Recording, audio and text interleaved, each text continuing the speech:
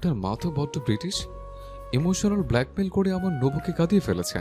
কত বড় ব্রিটিশ একটা শাশুড়ি পেয়েছে ভাবা যায়। আমার আর আপনার ভিতরে কেমন ষড়যন্ত্র করছে বোঝার উপায় আছে? খবরদার আমার মাকে নিয়ে কিচ্ছু বলবেন না, না হলে আমি কিন্তু সহ্য করব না। কয়েকটা বাক্য দিয়ে ব্রেন ওয়াশ করে ফেলেছে। আর আমি, আমার কি হবে ভেবেছিস তুই? আমার থেকে দূরে সরানোর জন্য ইমোশনাল কথাবার্তা বলে, এমনভাবে তোকে কাবু করা কি ঠিক? তুই নিজেই ভেবে বল। আমার মা ব্রেন ওয়াশ করেনি, আমার শুধু বুঝিয়েছে। আমি কত বড় খারাপ হয়ে গেছি যে পরপুরুষের সাথে রাত কাটাই। আমার মা জানলে হয়তোবা নিজের রুহ নিজেই টেনে বের করবে। আমার নিজেকে বেশ্যা মনে। একদম উল্টাপাল্টা কথা বলবি না। তুই আমার বউ, তুই আমার। এই কথার কতবার বলবো? আমার কোনো মুড নেই এখন তোকে সব খুলে বলার, আর না বলতে চাই। তুই প্লিজ এরকম কথা বলে আমাকে রাগিয়ে দিস না, মুখটা বন্ধ রাখ।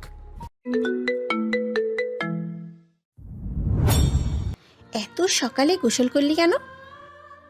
এত সময় তার মা চুপই ছিল। নুবা রুমে এসেছে, শুধু জিজ্ঞেস করেছিল রাতে কিছু খেয়েছে কিনা। নুবা না বলায় ভাত নিয়ে এসেছিল। তবে এখন এমন প্রশ্ন শুনে নুবার নিজের কাছেই কেমন লাগলো। নুবা পানি দিয়ে ভাত গিলে বলল, সারা রাত শাড়ি পরেছিলাম, ইচিং হচ্ছিল তাই। রাতে চেঞ্জ করেই আর সে রুমে যেতে? নুবা জোরপূর্বক হেসে বলল, আপু ভিডিও ছবি টবি তুলছিল, তাই আর আসা হয়নি। ও, হাজরা ভাত মাখাতে মাখাতে বলল। একটা কথা বলি নুবাইরা, শুনবি? নুবা মাথা ঝুঁকিয়ে বলল। বলো। হাজরা মেয়ের মুখে ভাত তুলে দিয়ে বলল, তোকে ছোটবেলা থেকে কিভাবে মানুষ করেছি তা হয়তো তোর মনে থাকতেও পারে, নাও পারে, কিন্তু তুই আমার জন্য সব। তোর জন্য দ্বিতীয়বার বিয়ের পিঁড়িতে বসিনি, যাতে তোর সাথে আমার দূরত্ব তৈরি না হয়, তুই কষ্ট না পাস। এই বাড়িতে এসেছি এই একটা কারণেই, যাতে তুই ভালো থাকিস। আমার এই জীবন তুই তুই করেই শেষ করেছি। তোর বাবা যখন গত হয়েছিল তখন আমার বয়স বেশি ছিল না রে। আমি চাইলেই তোকে রেখে যেতে পারতাম, তবে আমি তোর কথা ভেবেছি, নিজের না খেয়ে তোকে মানুষ করেছি। আমি যেহেতু তোর কথা ভেবে নিজের জীবন এই পর্যন্ত এনেছি, আশা রাখছি তুই তোর এই অভাগী মায়ের কথা চিন্তা করবি। হাজরা একটু থেমে চোখে পানি মুছল। মাকে কাঁদতে দেখে নুবার বুকটা স্যাঁত করে উঠল। হাজরা নুবার গালে ভাত তুলে দিয়ে বলল, কোনো মাই কখনো চাইবে না তার সন্তান খারাপ থাকুক, তেমন আমিও চাই আমার সন্তান ভালো থাকুক। যখন কেউ পিতামাতার অবাধ্য হয় তখন সেই পিতামাতার কতটুকু কষ্ট হয় তুই বুঝবি না। এতকাল মানুষ করে যদি সেই বাপ মায়ের বুকে পাড়া দিয়ে নিজের মতো করে চলে, তবে কতটুকু যন্ত্রণা সেই মা বাবার হয় তোর ধারণাও নেই। যেদিন তুই মা হবি, তোর একটা সন্তান থাকবে, তখন বুঝবি। ধরতে গেলে 19-20 বছর তোকে মানুষ করেছি। এই নুবা নুবা করে আমি আমার জীবন শেষ করেছি। আমি জানি আমার মেয়ে অমন না, তাও বলছি এই অভাগীকে ফেলে দিস না। ক্ষণিকের মানুষের জন্য এই হাজিরার বুকে লাথি দিস না। সেদিন আমার গলায় ফাঁস দেওয়া ছাড়া আর কোনো উপায় থাকবে না। আমি যে তোকে ছাড়া কতটা অসহায় তা তুই ছাড়া আর কেউ জানে না। তুই জানিস তোর মা তোকে কতটা ভালোবাসে। বলতে বলতে হাজরা মেয়ের মুখে ভাত তুলে দিল। নুবার শুকনো ঢোক গিলল। হঠাৎ তার মা এভাবে বলছে কেন? নুবার যন্ত্রণায় বুকটা স্যাঁত করে উঠতে লাগলো। নারী ছেঁড়া ধন তুই আমার নুবা। তোকে জন্ম দিতে টানা 2 দিন মৃত্যুর সাথে লড়াই করেছি, কতটা ব্যথা সহ্য করেছি সেটা শুধু এই মা আর রবই জানেন। তোকে প্রথমবার বুকে জড়িয়ে ধরার পর মনে হয়েছিল আমার সব কষ্ট সার্থক হয়ে গেছে। আজ সেই তুই যদি আমাকে ছেড়ে চলে যাস, তাহলে এই মায়ের নিঃশ্বাসও যেন থেমে যাবে। আমার তো আর কেউ নেই যার মুখের দিকে তাকিয়ে বাঁচার স্বপ্ন দেখব। তুই আমার সকাল, তুই আমার রাত, তুই আমার পুরো পৃথিবী। তুই দূরে চলে গেলে আমি কাকে মা বলে ডাকতে শুনবো? আমার কপালে যদি একা হয়ে বেঁচে থাকাই লেখা থাকে, তাহলে আল্লাহ যেন তার আগেই আমাকে নিজের কাছে তুলে নেন। তোকে ছাড়া এই মায়ের বেঁচে থাকা যে মৃত্যুর চেয়েও বেশি কষ্টের মা। কথাগুলো বলতে বলতে হাজরা ফুঁপিয়ে উঠল। পরপর বলে উঠল, এইসব বলছি দেখে ভাবিস না তোকে বিয়ে দেব না। হ্যাঁ দেব, তবে ভালো একটা জায়গায়, যেখানে আমার মন টানবে। কারণ আমি তো জানি আমার মেয়ে কোথায় সুখে থাকবে। এমন কোনো কাজ করিস না রে, যাতে আমার মাথা নিচু হয়ে যায়। এমন কথা বলিস না যা শুনে আমার কলিজা পড়ে। আশা রাখছি তুই এমন কোনো কাজ করবি না যাতে আমার লজ্জিত হতে হয় বা মনের বিরুদ্ধে গিয়ে তোর কথা শুনতে হয়। বলতে বলতে হাজেরা নুবাকে খাওয়ানো শেষ করলো। নুবা মায়ের দিকে ছলছল চোখে তাকিয়ে শুধালো, তুমি এমন বলছো কেন মা? তোমাকে ছেড়ে কোথায় যাব? শুধু এতটুকুই বলি, ক্ষণের মানুষের জন্য আমার বুকে লাথি দিস না নুবাইরা। তোকে মানুষ করেছি আমি, অন্ততপক্ষে আমার কথার অবাধ্য হইস না। আর কিছু বললাম না, বাকিটুকু পরে নিজেই বুঝে যাবি। বলেই হাজেরা চলে গেল। নুবার বুকটা ধুকপুক করতে লাগলো। তার মনে হচ্ছে হাজেরা আরহাম তার ব্যাপারে সব জানে, না হলে কখনো তো এরকম কথা বলেনি। নুবা রেডি হয়ে নিল। আয়রাকে রেডি করে আমিনা বেগম দিয়ে গেছে। নুবা সেই ড্রেস পরেছে যেটা আরহাম আরাফের বিয়েতে দিয়েছিল, কারণ তখন ওটা পরা হয়নি। নুবা আর হিজাব পরল না, কারণ অনেক গরম পড়েছে, তার উপর বাড়িতেই তো। পরপর মাথায় ওড়না টেনে নুবা আয়রাকে নিয়ে বাইরে আসলো। নোর যে পড়লো, আরহাম সুন্দর মতো রেডি হয়ে এদিকেই আসছে। আরহামকে এরকম ভদ্রের মতো রেডি হতে দেখে নুবা মুচকি হাসলো। হাতেও ব্যান্ডেজ করেছে, বেশ ভালো লাগছে তাকে, একদম ভদ্র লোকটা। আরহাম এগিয়ে আসলো। এখানে তেমন কেউ নেই, সবাই বাড়ির বাইরে মেহমান নিয়ে ব্যস্ত। আরহাম এগিয়ে এসে পকেটে হাত গুজে বলল, সুন্দর লাগছে, তবে ওড়নাটা আর একটু টেনে নাও। আর এত না সাজলেও পারতে, আমি ব্যতীত আর কে দেখবে, তাই না? নুবা উত্তর দিল না। নুবার উত্তর না পেয়ে আরহাম ভালো মতো নুবুর দিকে তাকিয়ে খেয়াল করলো কেমন মনটা খারাপ। আরহাম ব্যান্ডেজ করা হাতটা নুবার থুতনিতে রেখে একটু উঁচু করে বলল, কি হয়েছে, মনটা খারাপ কেন? নুবার ঠোঁট দুটো কেঁপে উঠল, মৃদু কণ্ঠে বলল, আম্মু হয়তোবা আপনার আর আমার ব্যাপারে জেনে গেছে। আরহাম ভুরু কুঁচকে বলল, জানলে জানুক, তাতে তো আরো ভালো। কেন, তোমায় কিছু বলেছে? তেমন কিছু না, আকার ইঙ্গিতে বলেছে, যা আগে কখনো বলেনি। আমি নিশ্চিত আম্মু কিছু টের পেয়েছে।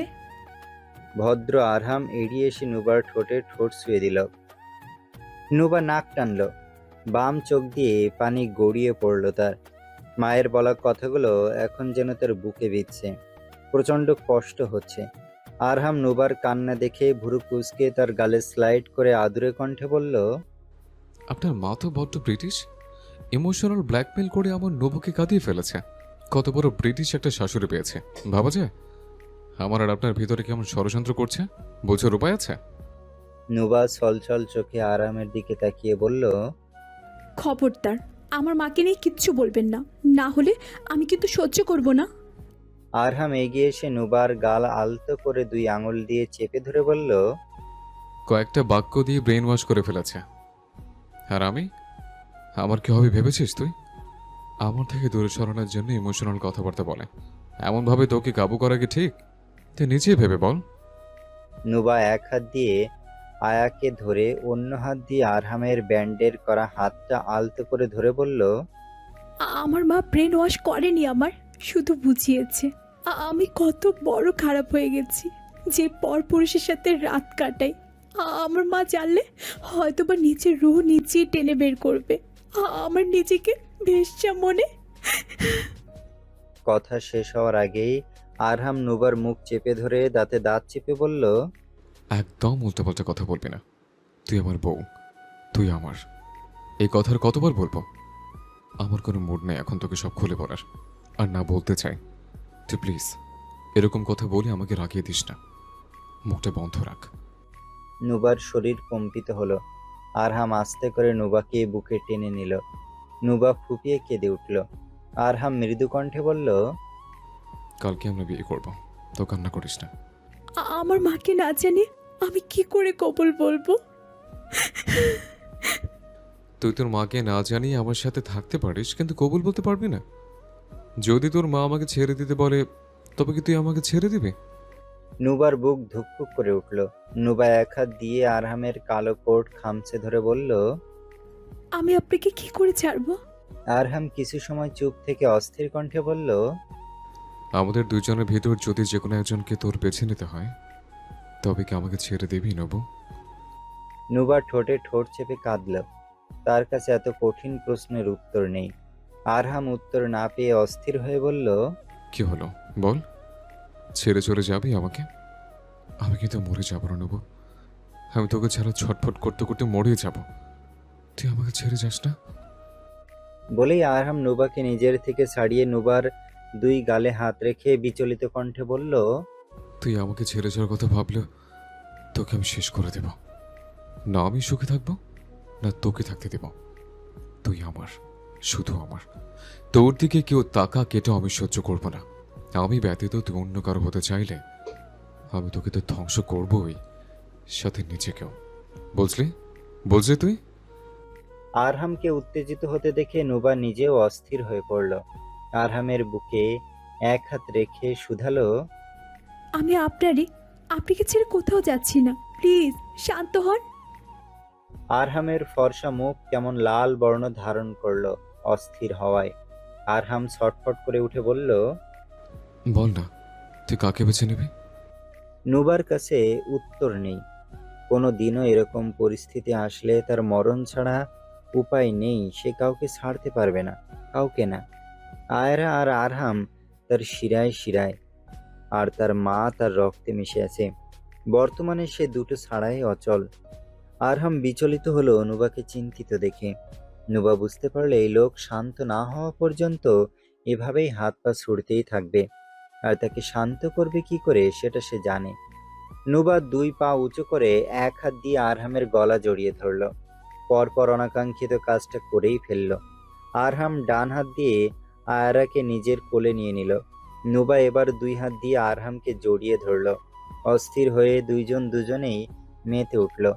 এদিকে আয়রা মুখে আঙুল দিয়ে ড্যাব ড্যাব করে তার মাম্মা পাপার দিকে তাকিয়েছে, বোঝার চেষ্টা করছে তারা কি করছে। নুবাকে আরো কাছে আনার জন্য মেয়েকে বুকে জড়িয়ে নিল। নুবা আর একটু সরে আসলো। এদিকে আয়রা যেন বিরক্ত হলো। কি করলো তার পাপা? এত সুন্দর মুহূর্তে দেখতে দিল না, বুকে চেপে ধরলো। তবু দুষ্টু আয়রা মাথা ঘুরিয়ে উপরের দিকে তাকালো। মিনিট খানিক পর নুবা আরহামকে ছেড়ে দিল। আরহাম কিছুটা শান্ত হলো। নুবা আরহামের গালে এক হাত রেখে বলল, আমি যদি আয়রার পাপা না হতে পারি, তবে আর কারোই হব না। আমার উপর বিশ্বাস রাখেন।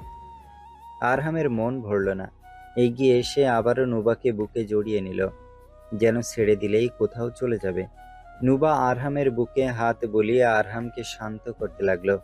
পরপর খেয়াল করলো আয়রা তার দিকে তাকিয়েছে, কেমন ভুরু কুঁচকে। নুবা হাসলো। এগিয়ে যেয়ে আয়রার কপালে চুমু খেয়ে বলল, হিংসুটে, হুম? আপনার পাপা আমাকে আদর করেছে দেখে আপনার হিংসে লাগছে, হুম? আয়রা নুবার কথা শুনে খিলখিল করে হাসলো। আরহাম মা মেয়ের কাণ্ড দেখে নিজেও মুচকি হেসে দিল। দুপুর গড়াতেই মির্জাবাড়ির সামনে একের পর এক বরযাত্রীদের গাড়ি এসে থামলো। মুহূর্তের মধ্যেই পুরো বাড়ি উৎসবের আমেজে মুখর হয়ে উঠল। আত্মীয় স্বজনেরা হাসি মুখে বরযাত্রীদের বরণ করে ভেতরে নিয়ে গেলেন। চারিদিকে অতিথিদের ব্যস্ততা, ক্যামেরার ফ্লাশ, শিশুদের দৌড়ঝাঁপ আর আপনজনদের হাসি আনন্দে বাড়িটা যেন প্রাণ ফিরে পেল। রিহানকে নির্ধারিত আসনে বসানো হলো। পরিবারের বড়রা এগিয়ে এসে কুশল বিনিময় করলেন। এদিকে বাড়ির ভেতরে আরশিকে শেষবারের মতো সাজিয়ে দেওয়া হচ্ছিল। লাল খয়েরি লেহেঙ্গা, সোনালী অলংকার, মাথা ভরা ঘোমটা আর চোখে মুখে লাজুক আভা। আজ সে যেন এক রাজকন্যা। নির্ধারিত সময়ে কাজী সাহেব উপস্থিত হলে বিয়ের আনুষ্ঠানিকতা শুরু হয়। বর ও কনের পক্ষের সাক্ষীরা নিজেদের আসনে বসে পড়েন। কিছুক্ষণ আগেও যে পরিবেশ হাসি আনন্দে ভরেছিল, তা ধীরে ধীরে গম্ভীর ও পবিত্র আবহে রূপ নেয়। প্রথমে বরের কাছ থেকে সম্মতি নেওয়া হয়। 3 বার কবুল উচ্চারণের মাধ্যমে রিহান আরশিকে নিজের স্ত্রী হিসেবে গ্রহণ করে। এরপর পর্দার আড়ালে কনের কাছে একই নিয়মে সম্মতি নেওয়া হয়। লজ্জা, আবেগ আর নতুন জীবনের অজানা অনুভূতি নিয়ে আরশিও 3 বার কবুল উচ্চারণ করে রিহানকে নিজের স্বামী হিসেবে গ্রহণ করে। দুই পক্ষের সাক্ষীরা সম্মতি নিশ্চিত করার পর কাবিননামায় স্বাক্ষরের আনুষ্ঠানিকতা সম্পন্ন হয়। কাজী সাহেব নবদম্পতির জন্য দোয়া করেন। উপস্থিত সবাই হাত তুলে তাদের সুখী দাম্পত্য জীবনের জন্য মোনাজেতে অংশ নেন। মোনাজাত শেষে চারদিকে একসঙ্গে আলহামদুলিল্লাহ ধ্বনি ভেসে ওঠে। মুহূর্তটির সাক্ষী হয়ে থাকে দুই পরিবারের হাসিমাখা মুখ, স্বস্তির নিঃশ্বাস আর নতুন একটি সম্পর্কের পবিত্র সূচনা। নুবা প্রত্যেকটা পদক্ষেপ দেখে আর মনে বনে একদিন সেও এভাবে আরহামের বউ হবে। আরহাম দূর থেকে দেখে তার নুবু আগ্রহ কিভাবে সামনে দাঁড়িয়ে সবকিছু খুঁটে খুঁটে দেখছে। নুবার মুখে এক চেলতে হাসি দেখে আরহামও হাসে। এদিকে তৌসিফ এসেছিল, তবে সময় স্বল্পতায় নুবাকে খুঁজতে পারেনি, খেয়ে চলে গেছে। অতঃপর অনেকটা সময়ের পর এই অনুষ্ঠানের সমাপ্তি ঘটে। আর সে ভেবেছিল প্রথমে কাঁদবে না, তবে শেষ মুহূর্তে এসে সে বাচ্চাদের মতো হাউমাউ করে কেঁদে উঠল। এই বাড়ি, তার পরিবার, সবকিছু আজ পর হয়ে গেল। তার মা, তার ভাই, সবাই। বিয়ের সমস্ত আনুষ্ঠানিকতা শেষ হতে না হতেই সন্ধ্যার নরম আলো ধীরে ধীরে চারপাশকে মলিন করে তুলল। কয়েক ঘন্টা আগেও যে বাড়িটি হাসি, আনন্দ, অতিথিদের কোলাহল আর গানের সুরে মুখর ছিল, সেখানে যেন আচমকা এক অদ্ভুত নিস্তব্ধতা নেমে এলো। সবাই জানে আনন্দের সবচেয়ে কঠিন মুহূর্তটি এখন সামনে, মেয়ের বিদায়। গেটের সামনে ফুল দিয়ে সাজানো গাড়িটি দাঁড়িয়ে আছে। গাড়ির চারপাশে আত্মীয় স্বজনদের ভিড়, কিন্তু কারো মুখে কোনো হাসি নেই। সবার চোখেই জমে আছে অশ্রু। বাতাস পর্যন্ত যেন ভারী হয়ে উঠেছে বিচ্ছেদের কষ্টে।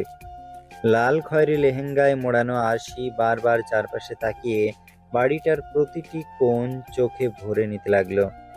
এই বাড়িতে তার ছোটবেলা কেটেছে। এই বারান্দায় বসে অসংখ্য বিকেল পার হয়েছে। এই দেওয়ালগুলো তার হাসি, অভিমান আর স্বপ্নের নীরব সাক্ষী। আজ সবকিছু রেখে তাকে চলে যেতে হবে এক নতুন জীবনের পথে। আমিনা বেগমের চোখের পানি যেন কিছুতেই থামছে না। বুকের ভেতরটা হাহাকার করে উঠছে বারবার। এত বছর যার হাসি কান্না, যার খাওয়া দাওয়া, যার অসুখ বিসুখ নিয়ে প্রতিটি দিন কেটেছে, সেই মেয়েটি আজ অন্য একটা বাড়ির মানুষ হয়ে যাচ্ছে। মায়ের কাঁপতে থাকা হাত বারবার মেয়ের মুখ ছুঁয়ে যাচ্ছে, যেন শেষবারের মতো সেই মুখের স্পর্শ মনে গেঁথে রাখতে চাইছে তিনি।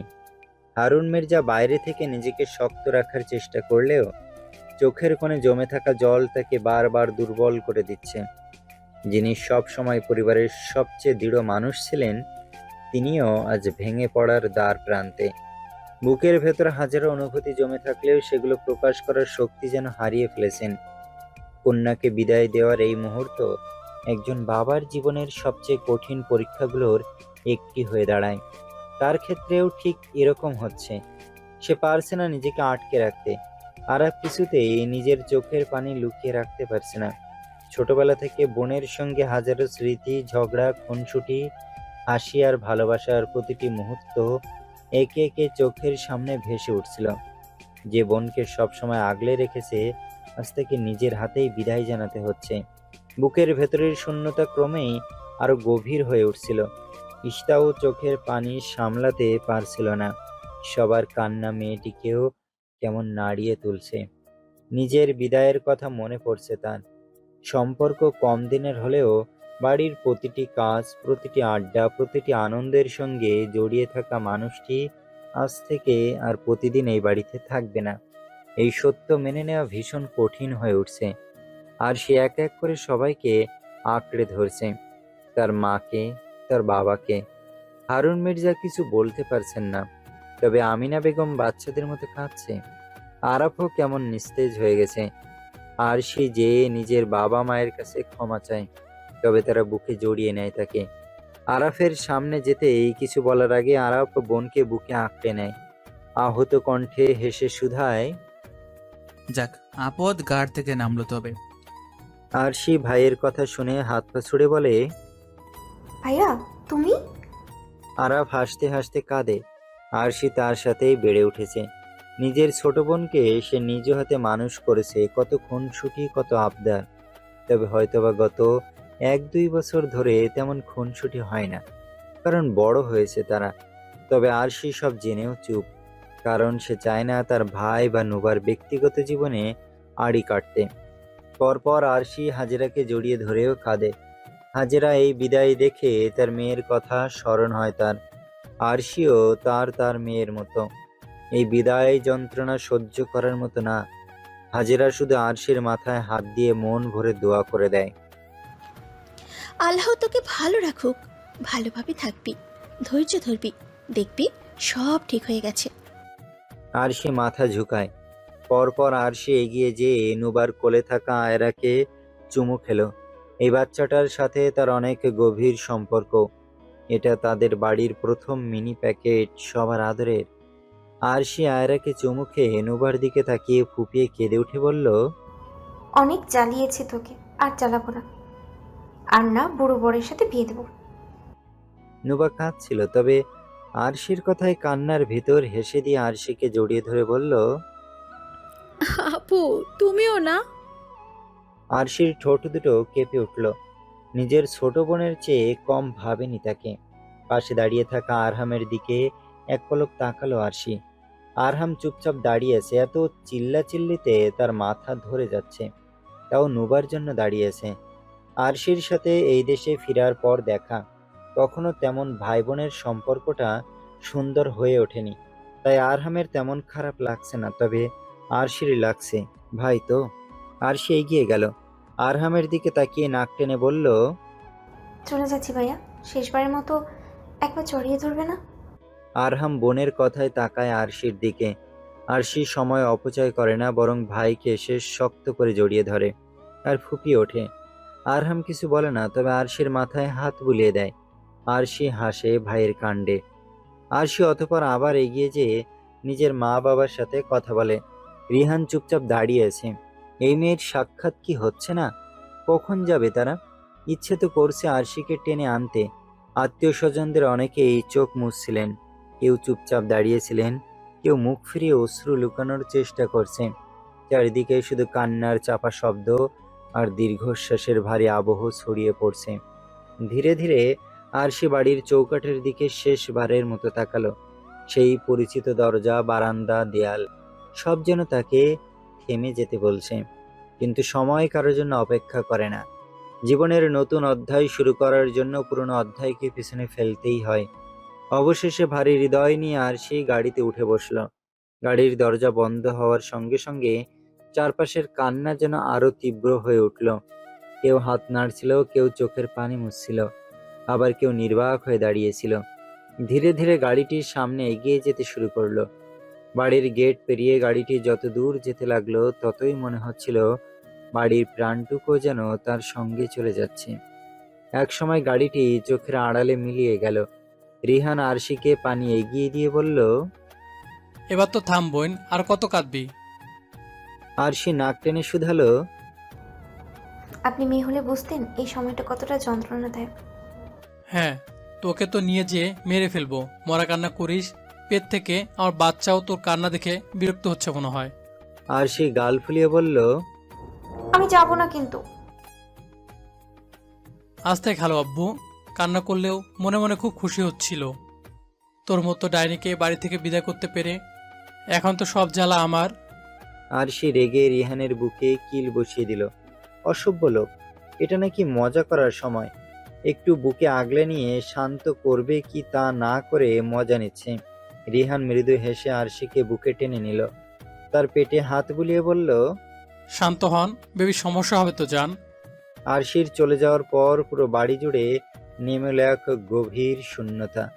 কিছুক্ষণ আগেও যে বাড়িটি উৎসবের আলোয় ঝলমল করছিল, এখন সেখানে শুধু নিস্তব্ধতা। ফুলের সাজ, আলো, রঙিন সাজসজ্জা সবকিছু আগের মতোই রয়েছে, অথচ যেন প্রাণহীন। প্রতিটি কোণ নীরবে জানিয়ে দিচ্ছে এই বাড়ির একটি প্রিয় মানুষ আজ নতুন ঠিকানায় পাড়ি জমিয়েছে। হারুন মির্জা অসহায়ের মতো বসে আছে। আমিনা বেগম এখনো কাঁদছে।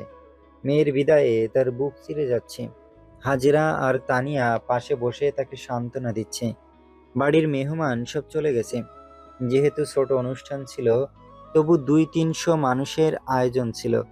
তাদের কাছে কম হলেও বেশ চাকচিক্যভাবে অনুষ্ঠান হয়েছে। নুবা ফ্রেশ হয়ে বের হতেই চমকে উঠল। আরহাম রুমে এসে বসে আছে। নুবা চোখ বড় বড় করে বলল, এখানে কি করছেন? আরহাম নুবার দিকে ফিরে তাকিয়ে বলল, কেন আসতে পারবো না?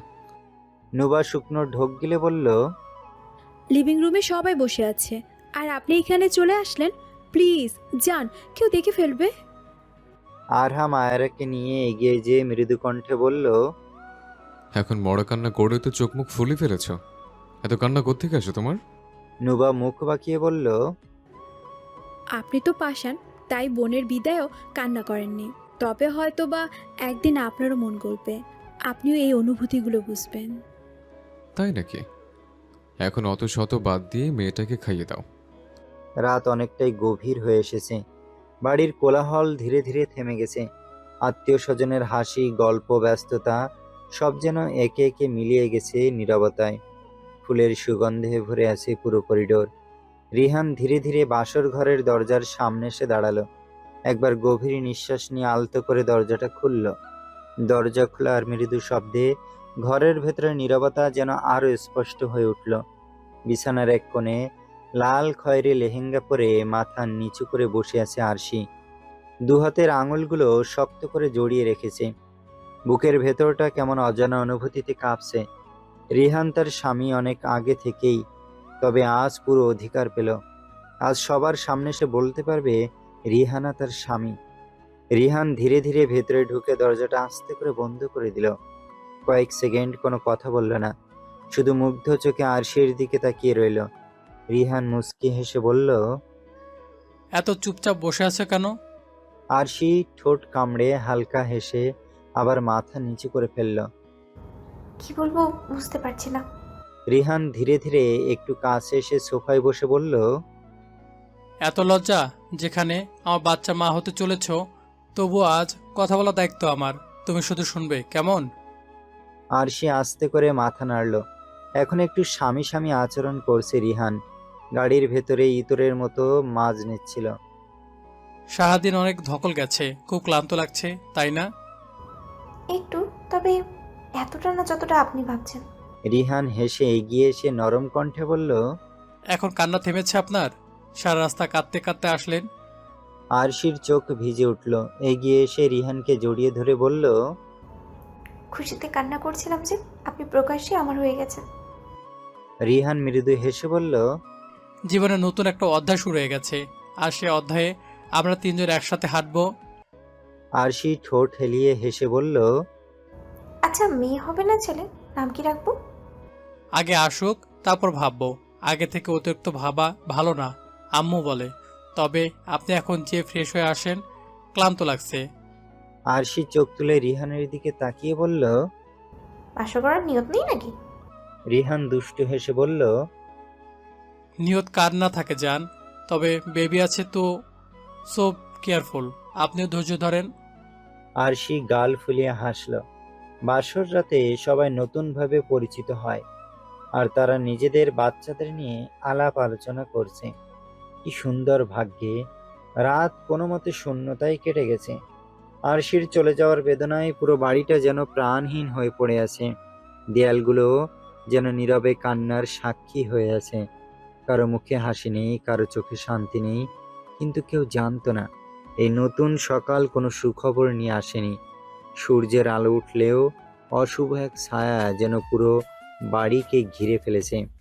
বাতাসে অকারণ অস্বস্তি, সবার মনে অজানা এক আতঙ্ক। আজ এমন কিছু ঘটতে চলেছে যার পর আর আগের মতো থাকবে না কারো জীবন। সকাল পার হয়ে দুপুর হয়ে গেল। আয়রাকে দুপুরে খাইয়ে নিয়ে বাপ মেয়ে কোথাও বের হয়েছে, নুবাকে বলে যায়নি, তাই সে চিন্তিত। দুপুর ৩টা বাজে, কোথা হতে যাচ্ছে তারা? আজ শনিবার, সোমবার দিন আরশিকে নিয়ে আসা হবে, মানে ছেলের বাড়িতে অনুষ্ঠান হবে। এদিকে আরহাম বের হয়েছে বিয়ের প্রস্তুতি নিতে। আজকে সব সেট করে রেখে আসবে, কাল কোনো এক সময় নুবাকে নিয়ে যেয়ে বিয়ে করে ফেলবে। এই ধান্দায় বের হয়েছে চালাক আরহাম। নুবা কম্পিত কণ্ঠে শুধালো, এসব কেন মা? হাজেরা আলমারি থেকে শাড়ি বের করলো। এই শাড়িটা যেটা আরহাম নুবাকে দিয়েছিল, নীল শাড়িটা। সবকিছু বের করতে করতে হাজেরা মৃদু কণ্ঠে বলল, একটু পরেই দেখতে আসবে তোকে। তৈরি হবি না নাকি? নুবা হতভম্ব হয়ে গেল। পায়ের তলা থেকে যেন মাটি সরে গেল তার, মুখে আত্মা শুকিয়ে গেল তার। ব্যস্ত হাজেরার দিকে তাকিয়ে বলল, কালকে তো আশিয়াপুর বিয়ে হলো, আজ হঠাৎ আমাকে কিছু বললে না? হঠাৎ না, আগে থেকেই তোর চাচার সাথে এই বিষয়ে কথা বলেছিলাম, তবে মাঝখানে হঠাৎ করে আরশির বিয়ে পড়ে গেল, তাই আজ দেখতে আসবে। নুবা জিভ দিয়ে ঠোঁট ভিজিয়ে বিড়বিড় করে বলল, আমি এখন বিয়ে করব না মা, অন্ততপক্ষে পড়ালেখা। কথা শেষ হওয়ার আগেই হাজেরা শান্ত কণ্ঠে বলে উঠল, দেখতে আসলেই বিয়ে হয়ে যায় না নুবাইরা। আমার বাড়িতে বড়ই গাছ আছে, চোখে পড়লে ঝাঁকি তো সবাই মারবে, কিন্তু সবাই কি আর কুল পাবে? যার ভাগ্যে থাকবে সেই পাবে। তাই শেয়ানা মেয়ে ঘরে থাকলে দেখাতেই হবে। আর যদি বিয়েও হয় তবুও এমন জায়গায় দেব যাতে লেখাপড়া করতে পারিস। তোর চাচা তো আর খারাপ মানুষের হাতে তোকে তুলে দেবে না। নুবার শরীর কাঁপতে লাগলো। আরহামও বাড়িতে নেই, আজই কেন বের হলো লোকটা? এখন কি করবে নুবা? মা আমি হাজেরা নুবাকে থামিয়ে দিয়ে শাড়ি ঠিক করতে করতে বলল, কোনো কথাই শুনতে চাচ্ছি না তোর। নুবা ছটফট করে উঠল, চোখের পানি মুছে নাক টেনে বলল। আমি ওনাকে ভালো। হাজেরা চোখ মেয়ের দিকে তাকালো, সে যেন চাইছেই না তার মেয়ে এই কথা মুখ দিয়ে উচ্চারণ করুক। হাজেরা রাগী চোখে মেয়ের দিকে তাকিয়ে শাড়ির আঁচল ঠিক করে বলল, সব জানি আমি, বাতাসে চুল পাকেনি আমার। আশা রাখছি কোনো রকম তামাশা করবি না, কারণ এখনো মানুষ চিনতে শিখিসনি তুই। নুবা মায়ের হাত ধরে অনুনয় করে বলল, যেরকমটা দেখা যায় উনি ওরকম না মা, আর তুমি তো ওই ব্যাপারটা নিয়ে রেগে আছো, আমি জানি। তুমি হাজেরা কাট কণ্ঠে বলল, আমি কোনো বিষয় নিয়ে পড়ে নেই, শুধু এতটুকুই মনে রাখ, কোনো অসুস্থ মস্তিষ্কের মানুষের সাথে আমার মেয়েকে আমি দেব না। মায়ের কথা শোন, সুখী হবি, না হলে জীবনটা তো শেষ হয়ে যাবে। এই হাজরা মানুষের চোখ দেখে বলে দিতে পারে মানুষের মনে কি চলছে। নুবা দুই হাত দিয়ে শাড়ি খামচে ধরে বলল, মা প্লিজ, আমি ওনার সাথে ভালো থাকবো। হাজেরা এবার একটু রেগে চেঁচিয়ে উঠে বলল, যেটাকে তুই ভালোবাসা মনে করছিস ওটা কোনো ভালোবাসা না। ওই ছেলের চোখে কোনো দিনও তোর জন্য একটা ফোঁটা দরদ দেখিনি আমি। যা দেখেছি সব জেদ আর কামনা। ভালোবাসা এমন হয় না নুবাইরা। নুবা ফুঁপিয়ে উঠল, আর কিছু বলতে পারল না। বলেও লাভ নেই, তার মা শুনবে না তার কথা। আর না, নুবা তর্ক করে তার মাকে আঘাত করতে চায়। সব দিক দিয়ে ফেঁসে গেছে সে, না এদিকে যেতে পারছে না ওদিকে। এর ভেতরে রুমে প্রবেশ করলো আমিনা বেগম আর ঈশিতা। আমিনা বেগম এই ব্যাপারে কিছু জানতোই না। হঠাৎ নুবাকে দেখতে আসবে শুনে যেন তার পায়ের তলা থেকে জমিন কিছু মুহূর্তের জন্য সরে গেছিল। খবরটা পড়িও পেল, তাই ধীর পায়ে নুবাদের রুমে আসলো। আমিনা বেগম রুমে প্রবেশ করতেই নুবা অসহায় দৃষ্টিতে আমিনা বেগমের দিকে তাকালো। আমিনা বেগম পরিস্থিতি দেখে হতভম্ব। একে মেয়ে চলে যাওয়ার কষ্ট, তার উপর হঠাৎ এই ঝামেলা, সামাল দেবে কি করে? নুবাকে শাড়ি চুড়ি সব পরিয়ে পুতুলের মতো সাজিয়ে দিয়ে বিছানায় বসানো হলো। নুবার বুকে হাহাকার শুরু হলো। হাজেরা সবাইকে এভাবে দাঁড়িয়ে থাকতে দেখে বলল, তোমরা এভাবে দাঁড়িয়ে আছো কেন? ভেতরে এসে বসো। পরি আর ঈশিতা ভিতরে এসে বসলো। অবশ্য ঈশিতার পরিবার সকাল পর্যন্ত ছিল এখানে, তবে চলে গেছে। সবারই কাজ আছে। তারা রুমে আসতেই হাজিরা ঈশিতাকে বলে উঠল, মা, ওকে একটু সাজিয়ে দাও তো, এভাবে কি আর সবার সামনে যাওয়া যাবে? ঈশিতা মাথা ঝুঁকালো। পরি অদ্ভুত দৃষ্টিতে নুবার দিকে তাকালো। তবে কি নুবার অন্য জায়গায় বিয়ে হয়ে যাবে? পরি একটু একটু আশার আলো পেল, তবে লোভ করলো না, কারণ আরহাম যে কেমন মানুষ সেদিন সে টের পেয়েছে।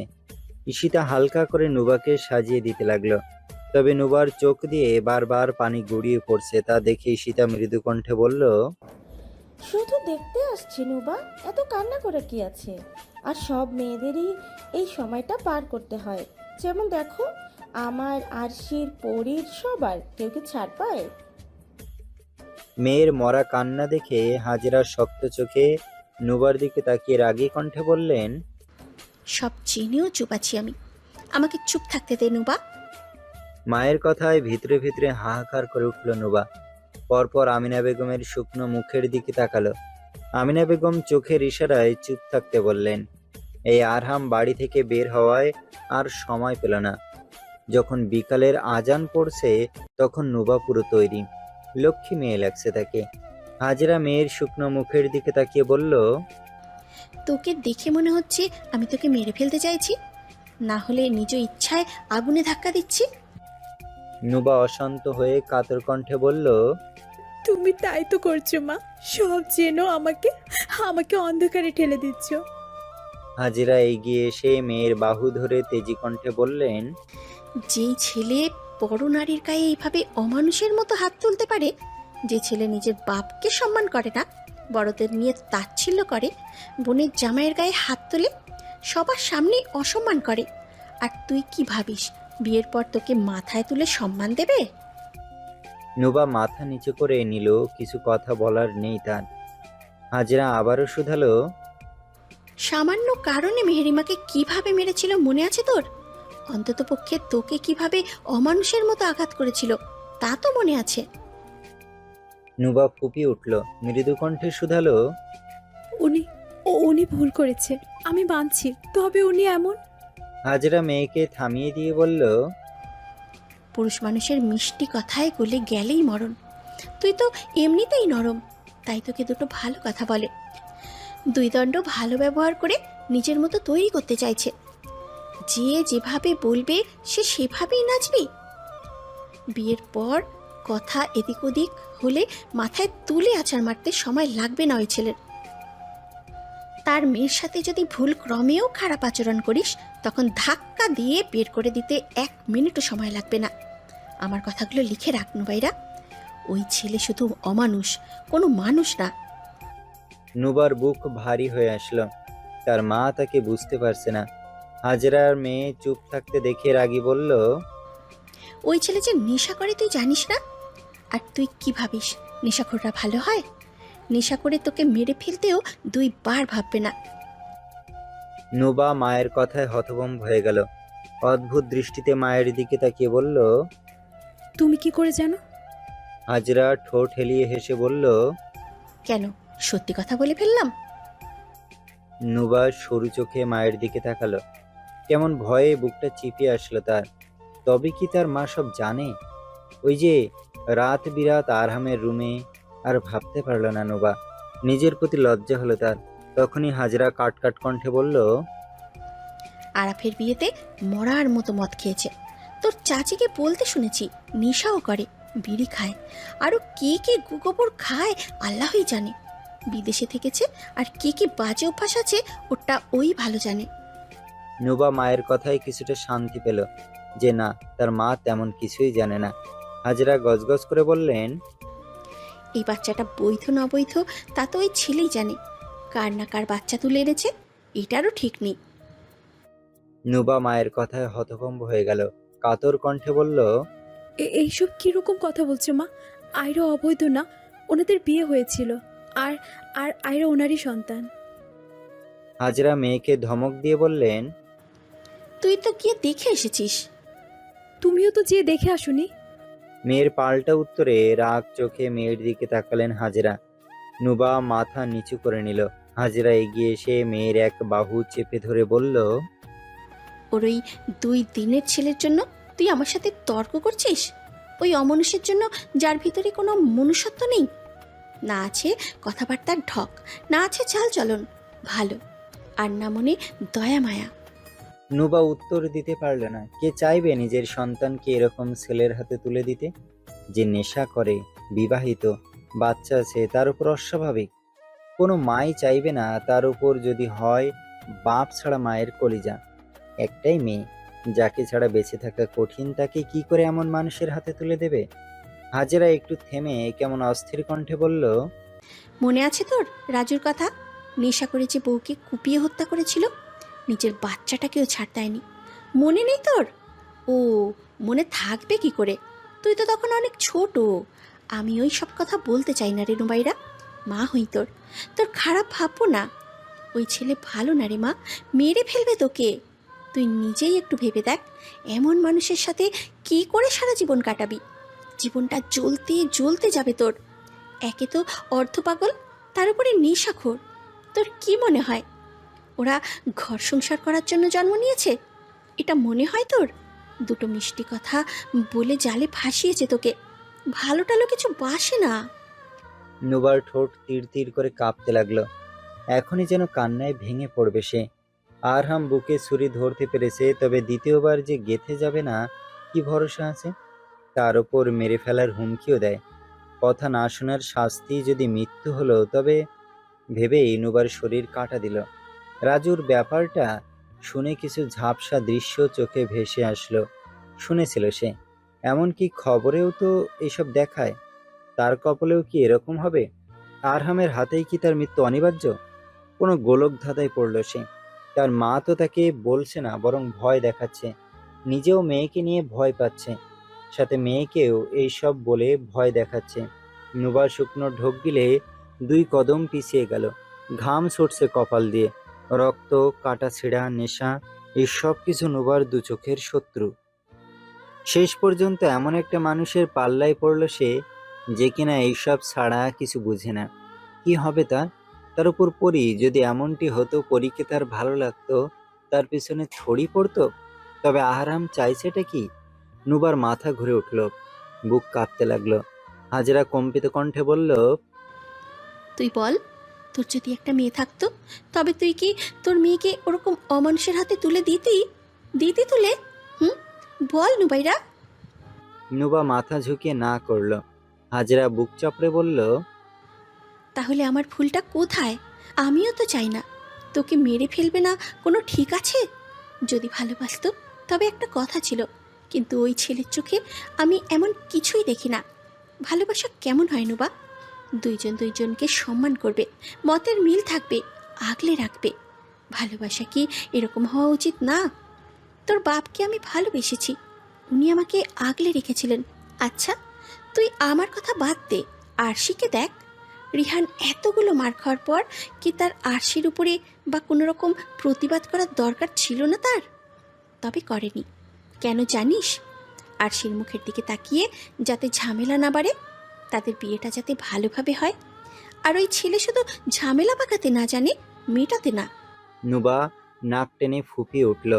মায়ের কথাগুলো এত বিষাক্ত লাগছে কেন তার কাছে? হাজরা কাতর কণ্ঠে বলল, তোর কি মনে হচ্ছে আমি তোকে কান ভাঙানি দিচ্ছি, বা তোকে ওর প্রতি ঘৃণা করতে উস্কিয়ে দিচ্ছি? হ্যাঁ, এমন মনে হচ্ছে? একদমই এরকম না। যা, তুই নিজের চোখে দেখেও দেখছিস না, তা তুলে ধরছি যে ভবিষ্যতে তোর সাথে কি কি হতে পারে। ওই ছেলে না আমাকে সম্মান করে, না অন্য কাউকে। তুই কি চাস? তোর স্বামী এরকম অভদ্র হোক? সবার তো ইচ্ছে থাকে তার স্বামী কেমন হবে। তোর কি ইচ্ছে হয় না যেই মানুষটাকে তুই বেছে নিবি সে ভালো হোক, সবাই তাকে দেখলেই খুশি হোক? নুবা মাথা ঝুঁকিয়ে হ্যাঁ বলল। সে চায় তার স্বামীকে সবাই সম্মান করুক, সে সবার সাথে ভালো ব্যবহার করুক, তবে আরহামের ভেতরে ভালো গুণ একটাও নেই। হাজেরা দীর্ঘ নিঃশ্বাস ফেলে বলল, তুই দুইবার একই ভুল করছিস নোবা।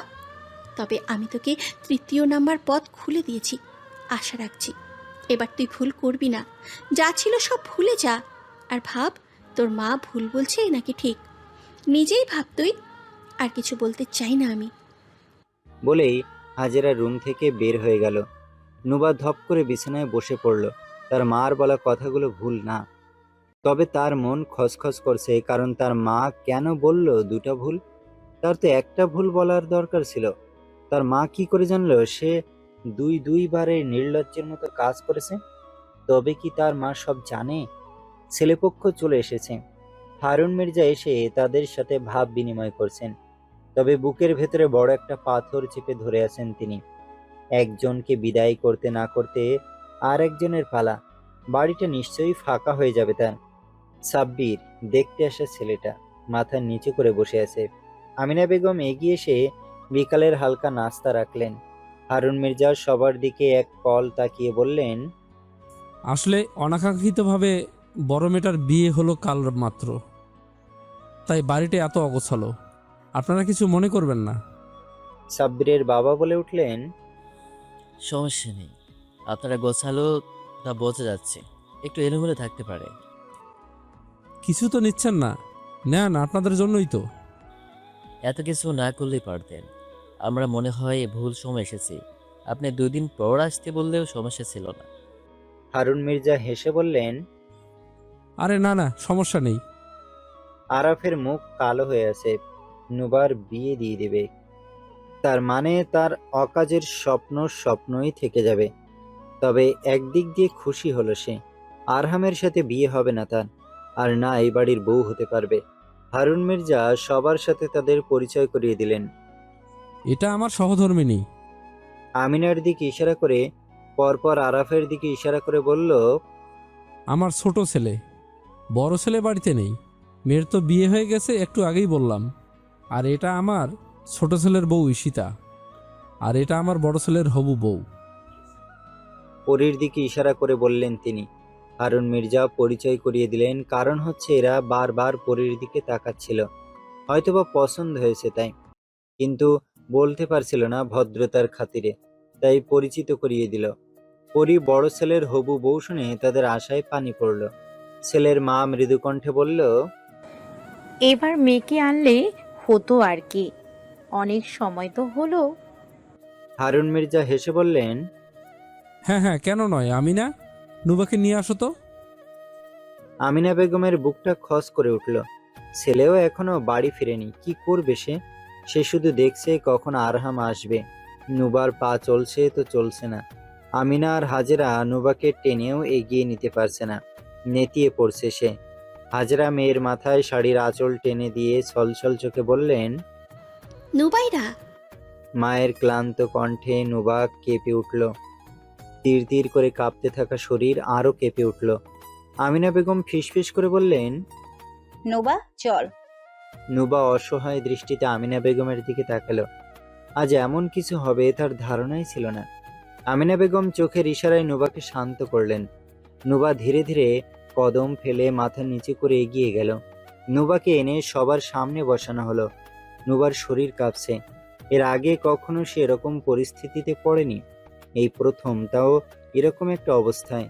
হাজরাকে মেয়ের পাশে বসতে বলল হারুন মির্জা।